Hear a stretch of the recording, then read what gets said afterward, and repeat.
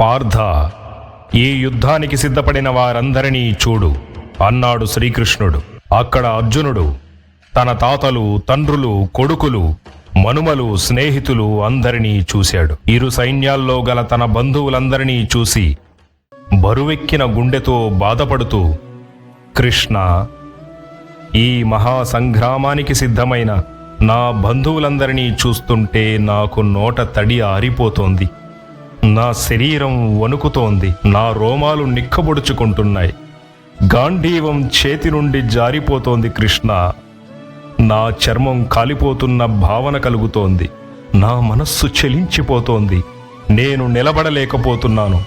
స్వజనులను చంపడం మంచిది కాదనిపిస్తోంది కృష్ణ. నాకు విజయమూ వద్దు, రాజ్య సుఖమూ వద్దు. అయిన వారందరినీ హతమార్చి సాధించే విజయంతో, రాజ్య సుఖంతో నేను సంతోషంగా ఉండలేను కృష్ణ, ఉండలేను అన్నాడు.